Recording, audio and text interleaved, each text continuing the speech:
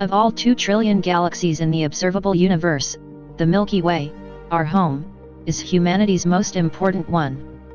Spanning roughly 100,000 light-years in diameter, it holds between 100 and 400 billion stars, including our own Sun. But some scientists think there could actually be many more stars than meets the eye, and that there's a lot more going on in, or should we say parallel to, the Milky Way than we currently think. Welcome back to our channel, and today we're answering the extraordinary question, is the Milky Way hiding a parallel universe? On a clear, moonless night, somewhere where the view is entirely untainted by light pollution, the vibrant Milky Way can be seen trailing across the sky. In some places on Earth, its shine dominates between horizons, wrapping around the planet like a giant cosmic ring.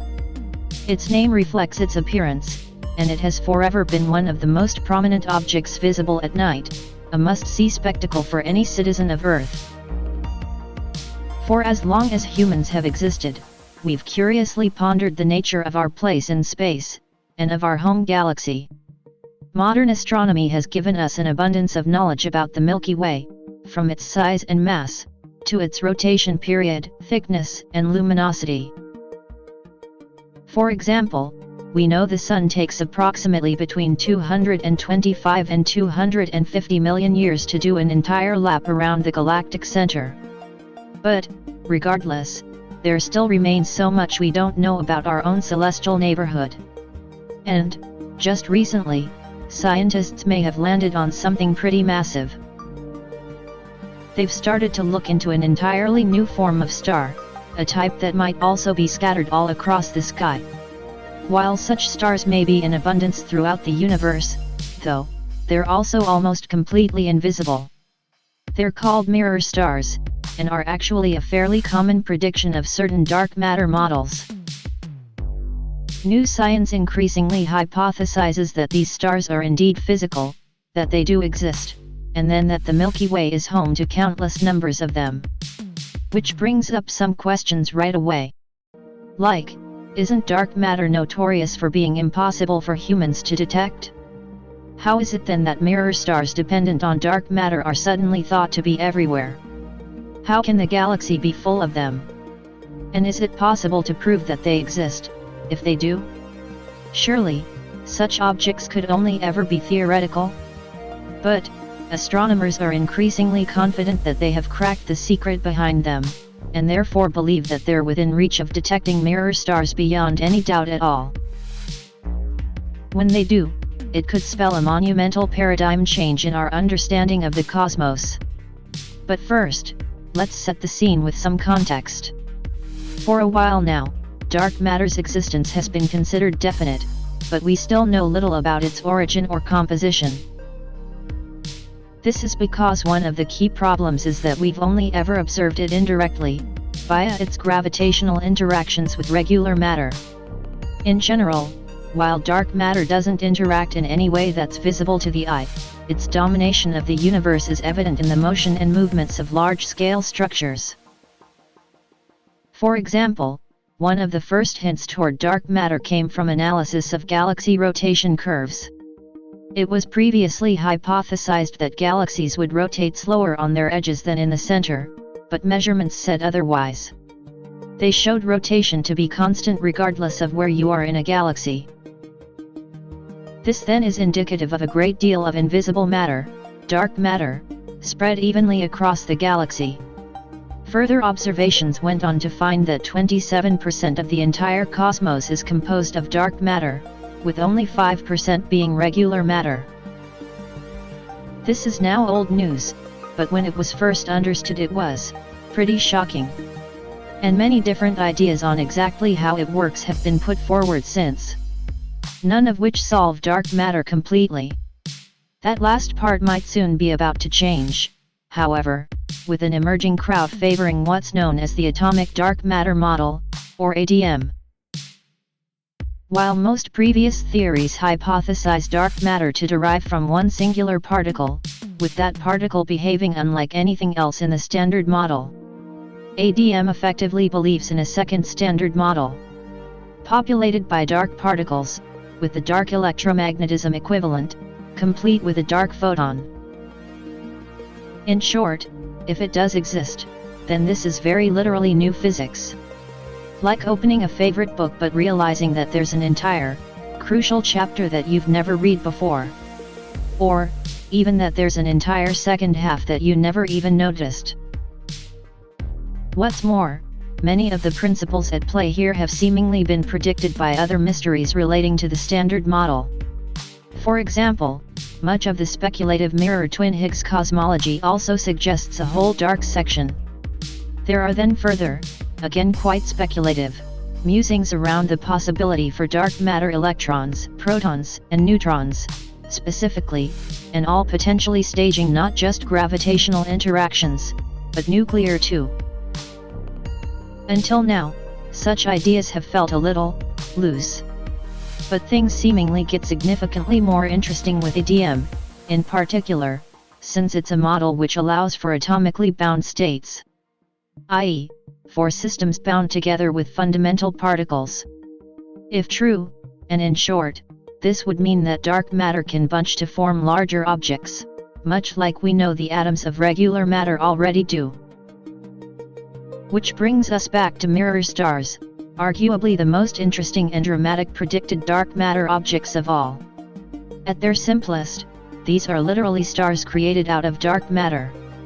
It's then thought that they emit dark photons from their energetic centers, akin to regular stars. And, at this still quite early stage, one of the best things about them is that researchers do think we can realistically hope to observe them. Because it's thought that mirror stars capture tiny quantities of regular matter, as well, which then sinks down to their core. This is comparable to the Sun capturing dark matter, which is an idea that's actually quite common in various cosmological theories. Clearly, a star is a sizable prospect. Even in the vastness of the universe, stars are massive enough to attract and warrant attention. Here, then, they might finally offer a route, or gateway, that's substantial enough to uncover the mystery of dark matter. Scientists believe that the captured regular matter in such objects will accumulate over time, turning into what have come to be known as nuggets, small pieces of detectable material, indicative of a wider truth. These nuggets, if they do form, should be heated within the core of a mirror star, which should lead to electromagnetic radiation that's relatively simple to detect. If the theories prove sound, then mirror stars should ultimately serve as emerging beacons, ready to light our way to full disclosure on dark matter. Unfortunately, while it all works on paper, it's thought that mirror star nugget emissions will be extremely faint. It's not as though, now we suspect that they're there, we'll just start spotting them all over the place.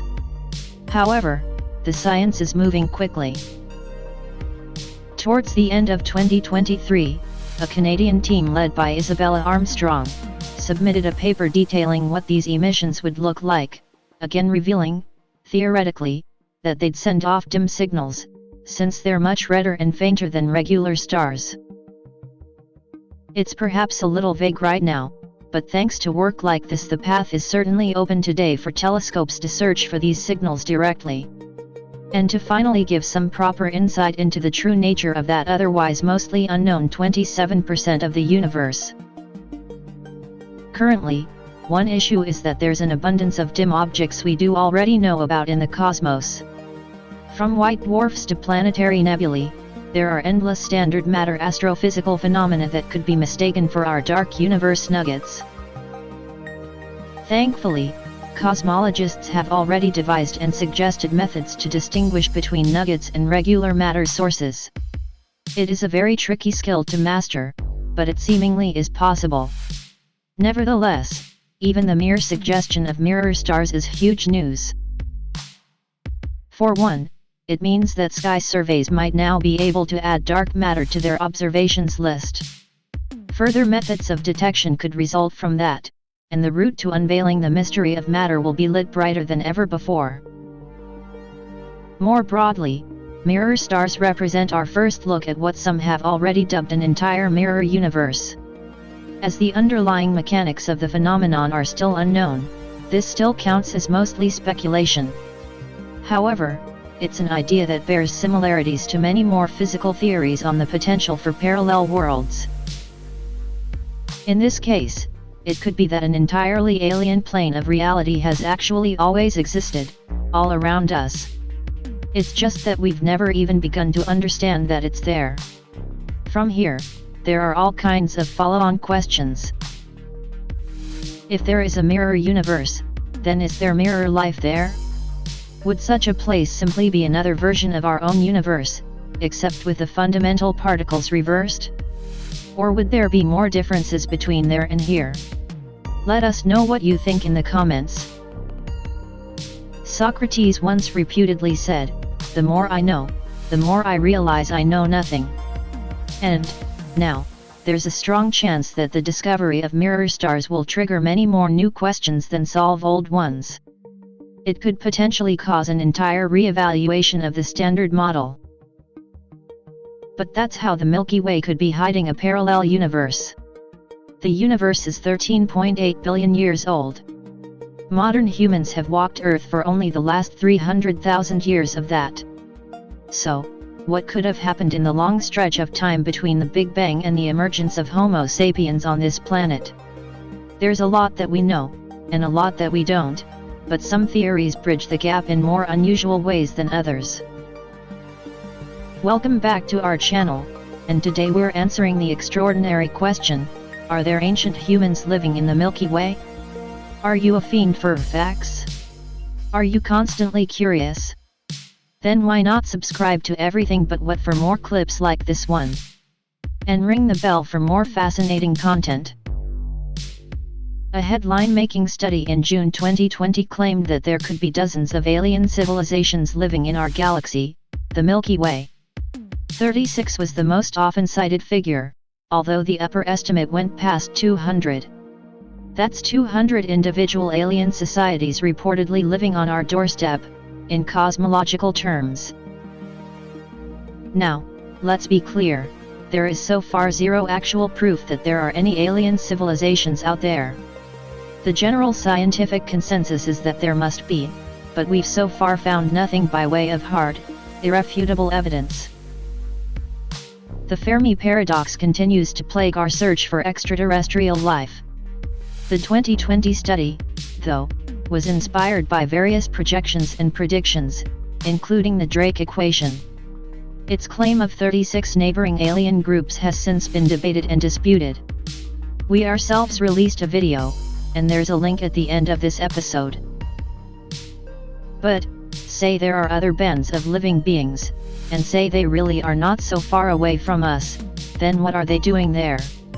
Some theories, most notably the zoo hypothesis, argue that nearby, superior alien groups are busy watching and possibly experimenting on us. Others, like the dark forest theory, suggest that any alien society trying to survive will wisely remain as quiet and undetectable as they possibly can. There are, though, some more unconventional theories to suggest that if there are aliens out there, they might not be all that different from us, at all.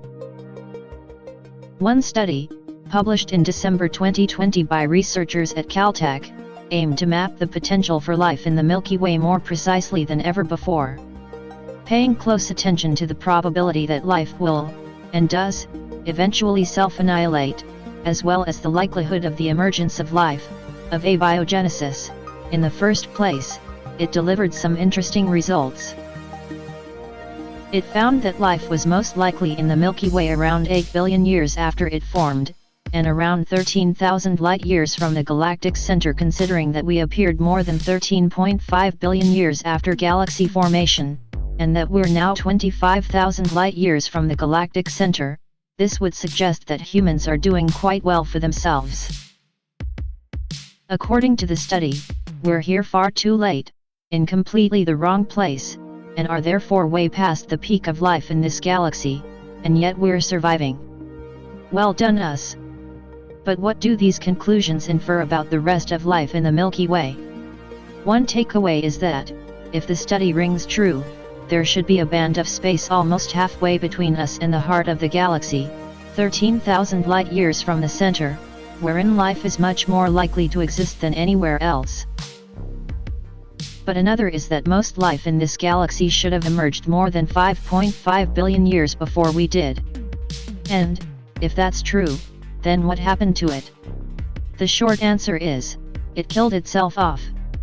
The Caltech study highlights the key role self-annihilation likely plays in how far any civilization can reasonably spread. Away from the study, the general idea is that all life dies before it gets big enough to be noticed. The slightly frightening assumption, then, is that the same thing will happen to human beings. That we'll only ever get so far before we destroy ourselves from within. But, still, if even just one such civilization did manage to survive, then they would certainly be considered ancient to our lowly minds. Recorded human history barely goes back 5,500 years, but we're now imaging life that's 5.5 billion years old. Not that such a hypothetical life form should ever automatically be billed as ancient human, even if we could prove that it exists. The chances of anything else separately evolving to be even slightly recognizably similar to us are extremely low. The aliens we see in movies and read about in books are all too often humanoid in nature, with eyes and hands and heads and some kind of audio language. But, in reality, they'd probably look nothing like us. And, according to some theories, might not even be carbon-based. The picture gets a little stranger, though, when ideas on panspermia get thrown into the mix. Subscribers to various ancient alien theories argue that biological material could have been distributed all across the universe in the time since its inception. That we think that we're rare on Earth, but that actually we're just one of countless locations that life has reached. And this is what panspermia amounts to, the spreading of life throughout the cosmos, usually via space dust, asteroids, and colliding planets. Directed panspermia, though, brings a degree of agency to the table. The idea now being that life is deliberately spread to other worlds by advanced, traveling alien species. Again, there's little by way of credible, mainstream science to suggest that this is what actually happened here on Earth. But, with such a long time gap to fill between the start of this planet and the start of humankind on this planet, fringe theories abound that ancient humans either seeded here, or arrived and settled here, millions of years ago. In this version of life, the universe, and everything, it's as though we're a colony established in the distant past by an older, more advanced version of ourselves. Through the lens of the Caltech study, we might imagine that those older, superior humans had emerged long ago, out of the optimum region for life in the Milky Way. 13,000 light-years away from the galactic center, and 12,000 light-years away from us. They then brought their human civilization here, before carrying on their merry way into the rest of the galaxy. But one final consideration for today's question is, what if we aren't the product of panspermia, but we're actually the ones facilitating it? Another popular fringe theory is that life did originate on Earth, but the history of human evolution isn't what we generally think of it as. Instead of the earliest hominins emerging around 9 million years ago, and modern humans about 300,000 years ago, some claim that there were humans before this, and that they became advanced enough to leave Earth forever. Importantly, there is, again, precious little scientific or historical evidence that this really is the case. It's an idea, an unsubstantiated theory, but one that has captured the imagination of many a science fiction writer before now. Again, it allows us to imagine that the Milky Way is actually full of life, perhaps boasting far more than just the 36 civilizations suggested by the June 2020 study. Only, in this version of events, many of those could be our ancestors. It's just that they started on Earth and then set off to the stars, just as we're trying to do today. The biggest argument against this line of thinking, however, is that it assumes that Earth is basically the center of everything. That's despite the overwhelming statistical likelihood that it isn't. If either panspermia theory is true, that we were spread by others, or that we started on Earth and are now spreading elsewhere, it's much more likely the first one. To bring in the Caltech study one final time, even had humans somehow instantly appeared on this planet at the moment that Earth was born, an obvious impossibility, then they'd still be only 4.5 billion years old, which would still place us as arriving later than the optimum time for life in the Milky Way, 8 billion years after it formed. The idea becomes marginally more palatable if we imagine that humans didn't start on Earth, but were seeded here instead, by other humans.